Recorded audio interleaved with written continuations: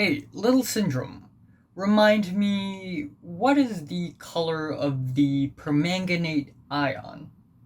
I have no idea.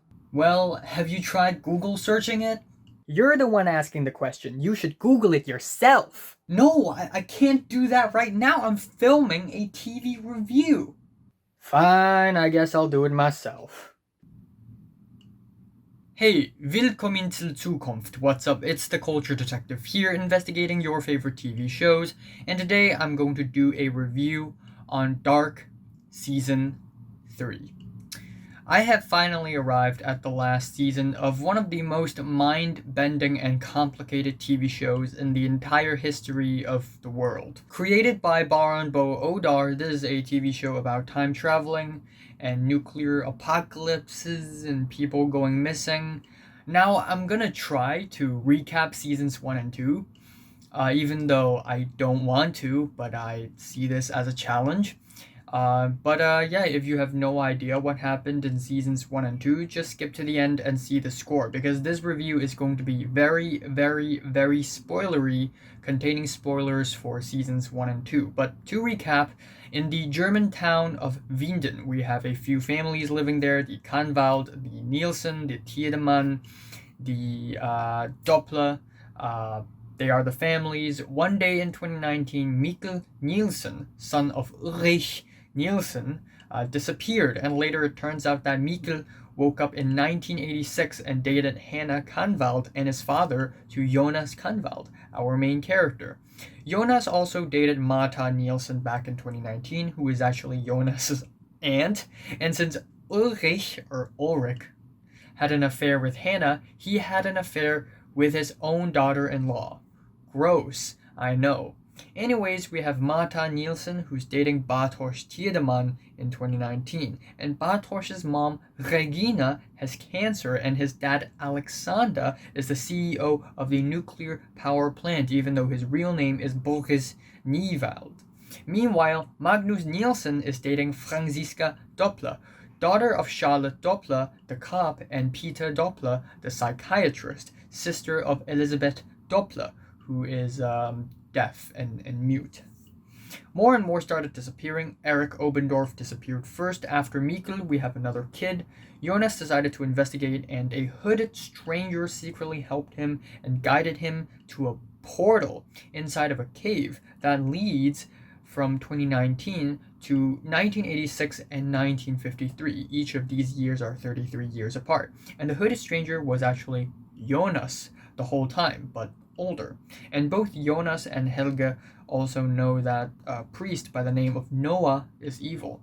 Helge is Helge Doppler, Peter Doppler's dad, and he had worked with Noah in 1986, time traveling around, kidnapping kids. He regrets it in the year 2019, so he attempted to go back to 1986 and convince his younger self to not follow Noah, but you can't just change the past because it already happened. So he failed and he died. Ulrich did some investigation and he realized that his brother Mads, who disappeared 33 years ago in 1986, and his body showed up in 2019. So Ulrich entered the cave portal and ended up in 1953. He found young Helge in 1953 and tried to kill him, but of course, the past already happened. Whatever happened, happened. Young Helge survived. He ended up in a jail cell. In the meantime, Noah had been going to 2019 and secretly working with Bartosz. And 2019, Jonas, aka the current time Jonas, walked through a wormhole of sorts and ended up in 2052, which is a nuclear wasteland. That is season 1. Onto season 2, we have current Jonas going from 2053 to 1921 to meet Adam, who's actually the main guy who organized all this, and apparently Adam isn't actually Jonas himself, but super old. Then current Jonas was sent to 2019, the day it all began, tried to convince his dad Mikkel to not kill himself, but turns out whatever happened happened. So Mikkel had to kill himself at the end. Jonas then met old age Claudia first, and then after meeting old Claudia, he met middle-aged Claudia in 1987, guiding her into the world of time traveling. Even though old Claudia already met middle-aged Claudia before that, in middle-aged Claudia's POV, of course, Noah is revealed to be Charlotte's dad, and Charlotte's mom turned out to be her own daughter, Elizabeth. Elizabeth is her own grandmother. Okay.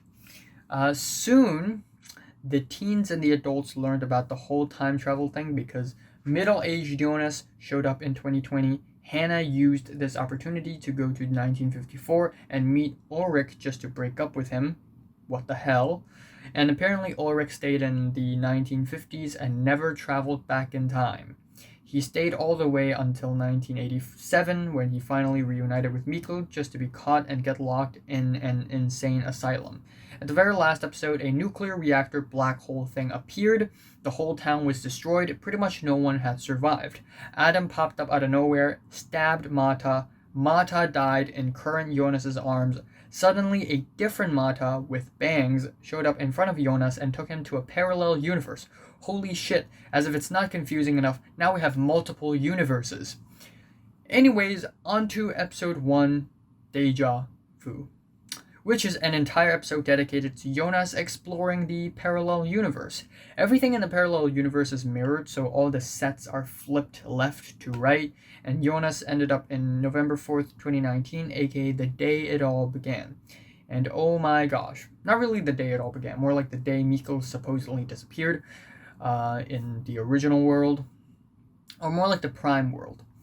And oh my gosh, almost everyone is different. Not only different hairstyles, but also different roles.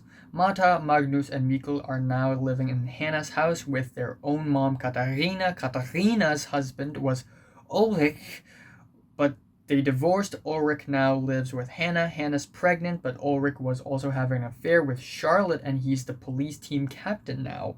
Peter Doppler is a priest now. Franziska is mute. Elizabeth now speaks, which is crazy. Magnus and Franziska are still lovers, but Mata ended up dating another guy called Kilian, who's apparently Eric Obendorf's brother. Alexander's wife Regina already died of cancer. Völa has a missing arm, not a missing eye, and Jonas basically doesn't exist in the world because Mikkel doesn't disappear. It's very interesting, and I was very curious when I watched the episode, though I was also skeptical of how will the writers wrap up the entire story within the next 7 episodes, because there's now so many mysteries and so many questions to solve. Mata back in Prime World found middle-aged Jonas in 1888. I assumed that he would have had become Adam by the time it reached 1921 for him. Same goes for Magnus and Franziska, who also ended up in 1888. They would become Adam's allies, and they would form Sigmundus, the secret organization that time travels around. There's also this guy who works with both his young self and his old self, who goes around burning places and killing people. Don't know who he is, but wow, that's a lot of information to digest.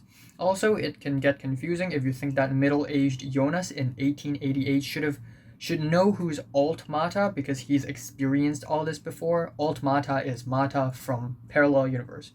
But actually, no. Middle-aged Jonas had no idea this is happening, and at this point in the story, I think Alt Mata and the whole multi-world thing is not part of the cycle, thus it is that loophole, and each timeline in the universe preserves itself, but different universes don't preserve each other. It's not one big cycle, more like a bunch of different cycles. But actually, I was a little bit wrong.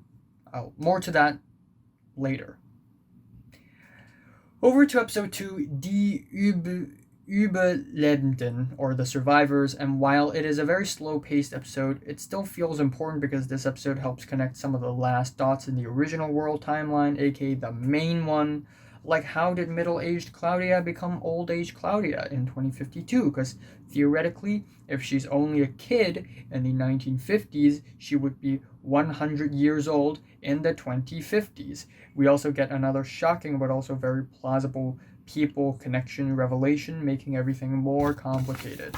We also connect the dots between middle-aged Jonas becoming Adam, how he, Bartosz, Magnus, and Franziska became a part of Sigmundus' creatus est, which is apparently actually created by H.G. Tannhaus's great-grandfather and not Jonas himself.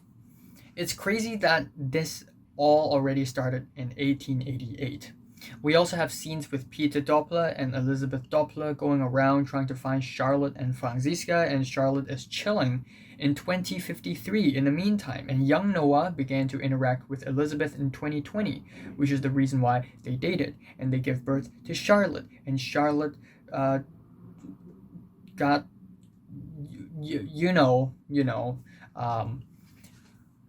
What's also very interesting is Katharina in 1987, looking for Mikkel and Ulrich. Apparently Mikkel and Ines were in a protective custody or something, and all at the same time we have Tronte interacting with Regina, which echoes back to what happened in 2020 because Tronte also somehow survived in 2020. So all in all, slow-paced but still pretty good episode. Moving on to episode 3, Adam and Eva. And wow.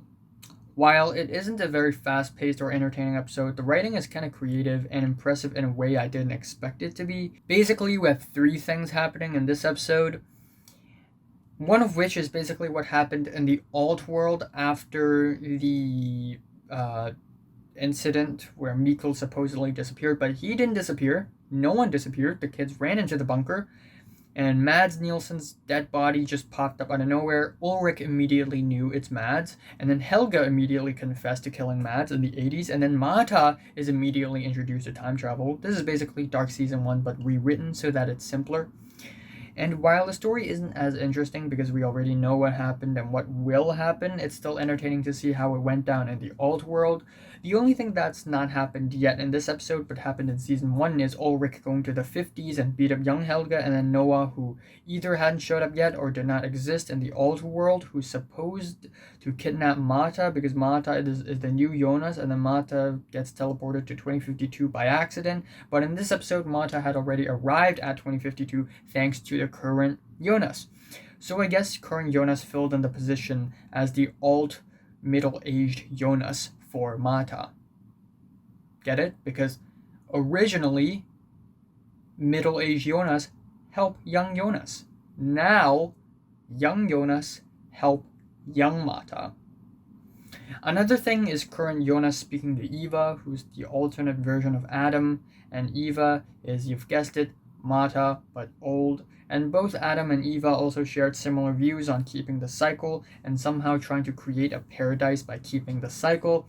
Then we have the original world in 1888. Alt Marta interacts with middle-aged Jonas and others, and it's not that interesting, though we have a couple of shocking revelations, plus we all know that as much as a middle-aged Jonas hated it, he would eventually become Adam. RIP. Episode 4 is the Ursprung, or the origins, and it's not a mind-blowing episode, but once again it connects the dots. We once again have 3 different times: 1954 in the main world, 2020 in the main world, and 2019 in the alt world. Not much happened on the latter 2 times in this episode, though in the alt world we get a glimpse of what future Winden would look like. In 1954, we connect the dots by showing why Tronte Nielsen married Jana at the end, though liking Claudia more. We have Hannah and Egon. Hannah got pregnant and met Katharina's mom, Helena. I like how the Saint Christopher necklace went through time. Egon gave it to Hannah as a gift. Hannah gave it to Helena because Helena inspired Hannah to keep the child. Helena dropped it in the beach. Jonas picked it up and gave it to her own granddaughter, Marta. Jonas found it in 2052 and gave it back to Marta. Somehow current Jonas had it and gave it to Alt Marta, and then Alt Marta is keeping it, and then now Eva has it. Yeah, it's very complicated. We also have another shocking revelation regarding what's Eva's intentions and also who's the trio serial killer. And someone already theorized it in Reddit, saying how Cain was the children of Adam and Eve, so I guess it made sense. So I'm going to call him Cain, though people in this show refer to him as the Ursprung, the origin man, origin. Over to episode 5, Leben und Tod, or Life and Death, and oh my god. I pretty much have no words for this episode. It defies expectations, yes.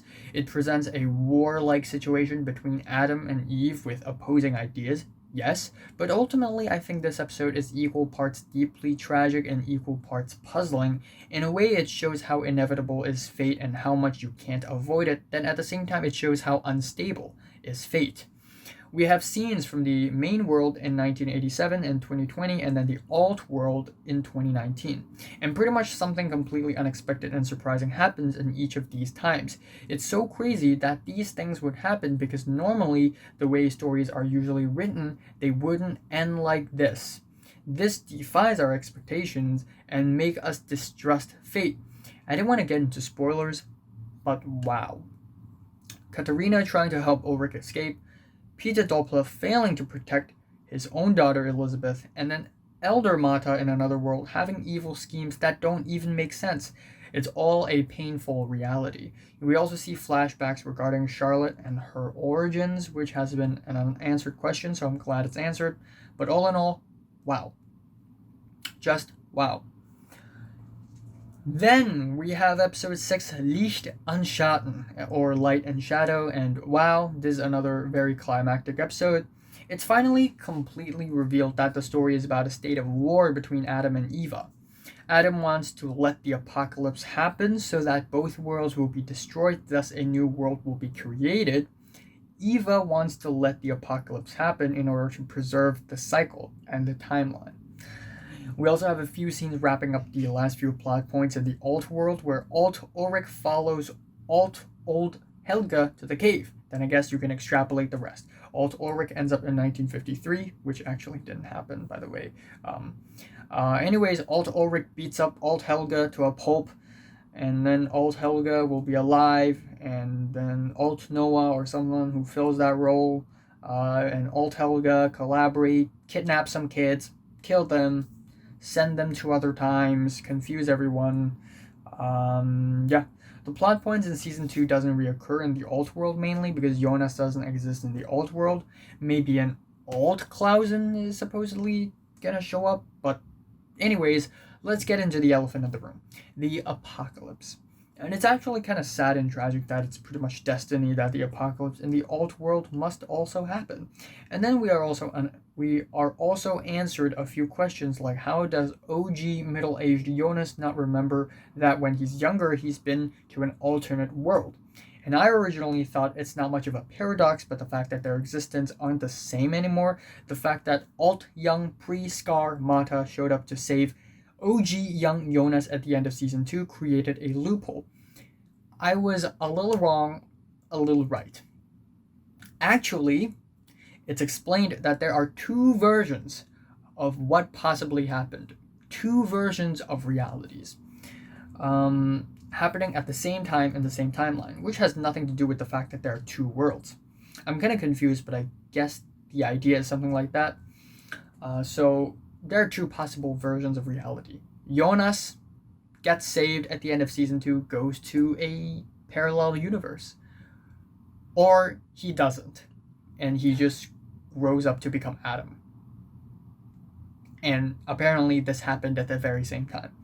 So this is why at the very same time at the end of season 2 finale, Jonas wasn't saved by old Mata. He hid in the basement and survived, grew up and learned more about time travel with Claudia, and then he returned to 2019 to aid young Jonas in season 1, then jump back to 2020 and tells Hannah and others about time travel. Then the apocalypse happened, and he basically saved Bartosz, Franziska, and Magnus by teleporting to 1888, and they become Sigmundus, and he became Adam. And the reason why there's a connection between these two worlds, a knot of sorts, is because Jonas and Mata's accidental child, which requires both worlds' existence for it to logically exist, and then grow up to be used by Eva to preserve the cycle. So Adam's plan is to not even let that exist, aka kill the child. Also, it's kind of smart how multiple of the same characters exist at the same time. It's like all three Matas on Eva's side, double Noah, triple Cain. This means that we don't have to learn how they got involved in the story since they've been involved for a long time already. The second last episode is episode 7, Zwischen, Zeit, or Between the Time. And, damn. I've never seen a TV episode like this before. It's not full of twists and turns and surprises, neither is it very entertaining, but this episode feels like the ultimate recap of the entire series. We have montages after montages after montages connecting the final dots. We have narration from H.G. Tannhaus, who started working on the time machine bunker since the 1970s till the 1980s. We have Hannah returning to 1911, I think, bringing Celia to Jonas, and oh my god, this is actually middle-aged Jonas's actor, but with the pizza face makeup that Adam has. Pre-Adam Jonas. Oh my god. He remembered that Celia was from 2052 and he had to do something about that. We also see a couple of montages of Bartosz. He ran into Celia in 1890, I think. And soon they became couples. Celia gave birth to Noah and Agnes, but the Celia Bartosz met in 1980 had already been to 2052, so it's basically Hannah went from 1954 to the 1910s, gave birth to Celia, brought her to Adam. Adam brought her to the future. She somehow got involved with Eva. Eva told her to go back to the 1890s and become Bartosz's wife. Noah, whose original name is Hanno, grows up and became involved with Adam. Led by his older middle-aged self, Hanno goes to 2020 into the bunker and becomes the lover of... Okay. Restart. Noah. Celia gave birth to Noah. Gets involved with Adam, led by his older middle-aged self. He goes to 2020 into the bunker and becomes the lover of Elizabeth. Elizabeth gave birth to Charlotte. Then one day, middle-aged Charlotte and older Elizabeth stole baby Charlotte and then went to the 1950s, or actually the 1970s, and gave it to H.G. Tannhaus so that Charlotte would grow up under H.G. Tannhaus's care. Charlotte becomes the wife of Peter Doppler to give birth to Franziska and Elizabeth becomes the lover of Noah in 2020. We also have a lot of scenes between 2023 and the 2040s. We have less bearded, middle-aged Jonas working with pre-Noah Hanno, as well as pre-old Claudia. And after baby Charlotte was stolen, Hanno went back to 1920 to find Adam. Charlotte baby was stolen. Hanno, pissed. He went back to 1920 to find Adam. He found Adam, and Adam told him to become Noah. And Noah also found out about Charlotte, and he got killed by his own sister Agnes. So the cycle repeats itself over and over and over and over and over again. This episode shows the origins of a few characters, but at the same time the endings of a few characters, or at least the final chapters of a few characters. And that's very, very brilliant. It really lives up to the beginnings and endings and beginnings concept, but in the grander scheme of things, since everything is repeating itself, Eva is actually winning, because the cycle is once again preserved. It's really up to Adam in the episode finale, in the series finale, to break the cycle. Whew, my mouth is so tired. The final episode of the series is Das Paradies, or the Paradise, and it's actually an amazing series finale. It's not the most dramatic and intense thing ever, but it's very powerful and very conclusive. The only question left unanswered is really why Wöhle has an injured eye, and clearly it's sort of a running joke that the writers have. There are no real answers. Okay, but other than that, damn, what a great finale. We learn from time to time that everything has three sides, not two. 33 years between each time gap, 3 possible times to jump to, 3 of the same person at the same age, and of course, we have the third of everything. We have a third season, season 3, which is the actual solution to undoing anything. Everything. Undoing the apocalypse, undoing the children abduction and murders, undoing anything tragic. It's usually cheesy for a time travel story to have a sequence where characters are in the middle of some sort of void or time purgatory, like some crazy wormhole place, but in the case of Dark, it worked really, really well. I also really love the idea of how we've actually never seen some of the events that happened here on this episode, and we never expected H.G. Tannhaus to be the key to everything. In a way, this TV show almost debunked the bootstrap paradox, which is of course impossible to debunk since if an idea is passed to the future, the idea is taken back to the past, then where did the idea even come from? I don't know. Maybe from another world. We have an emotional ending and also the final scene, which is pretty amazing because it sort of gave us hope. I won't spoil much though. I think Adam and Jonas's final plans actually worked. So Jonas wouldn't exactly be Jonas, but still there would be someone filling in the role of Hannah's son, and I'm sure someone will fill in the role of Katarina's daughter, if she has one, and maybe, just maybe, a relationship is still possible. Overall, I think Dark is a work of art. It is a time travel story elevated to such a high degree. I'm extremely impressed how Barenbo Odar and Jan Kjell Friese wrote it. It must have taken so much friggin' brain power. I think the usage of music is great, the cinematography looks very professional and not cheesy at all, the effects are convincing, and the casting is brilliant. I have no idea how they managed to find different actors that look alike to play the same person at different ages and can act, of course. This story also debunked a lot of myths about time traveling, whether the future is fixed or not. Are we talking about the Prisoner of Azkaban where the future is fixed and has to happen, or are we talking about Back to the Future where the future can be changed easily? Turns out it's the former. However, the future can still be changed because there are multiple worlds. I also really love how the story defies normal TV shows' cliches and formats. The second last episode of the series is almost basically the episode before the very first one. It's also amazing how we can retell the entire story in many different people's perspectives because they all jump to different times and have a timeline of their own according to their own aging process. It's a brilliant show, though I wouldn't say it's perfect, since if you stripped away the time travel element, of course it is just a romantic story with murder mystery and an apocalypse at the end, but the time travel storytelling is so advanced and so beyond perception, it's humbling, honestly. It's beyond you and me. It's beyond us. It's beyond worlds. And the way it's written is powerful and beautiful, and honestly, I can't really find one single major flaw in this TV show, and in this season in particular. It starts off slow, but it kind of has to be. I actually want to add one thing, and that is how this story actually applies to the real world, because there's a paradise world at the very end of Dark, and maybe we are living in a paradise world right now.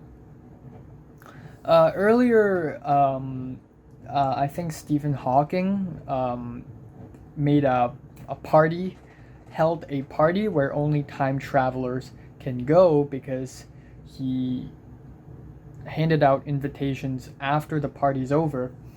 And maybe on that day, maybe in the party, there were actually time travelers who went to Stephen Hawking's party. But it created a whole mess where people got killed and there were apocalypses happening. And so the time travelers figured out a way to stop this from happening and created a world where no one goes to Stephen Hawking's time traveler party, so that the idea of time travel is never proven, so that we are still here nowadays. And it's just kind of cool that the story in Dark can still be applied to real life. And it's kind of meta. It's even more meta that we have this TV show that makes us think that maybe there's a chance that there's an alternate reality where time travelers actually went to Stephen Hawking's party, but we'll never know because we were never on the same timeline. And that's kinda amazing. My favorite episode is the finale, and my least favorite is probably Adam and Eva. I'm giving Dark Season 3 a strong 9 to a 10 out of 10. 10 out of 10.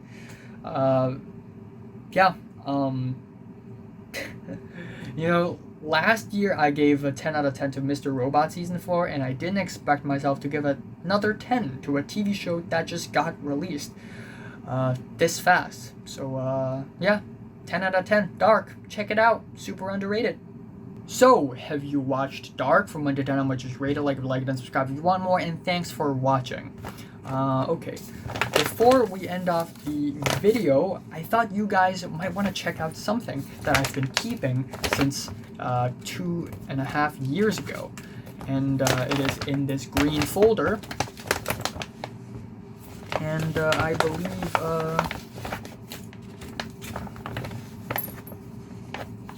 there we go. Right here. This is a Danish crowner. Yeah, it is a Danish crowner. Pretty cool, huh? There's a hole in the middle. It's pretty interesting. Yeah. Thanks for watching.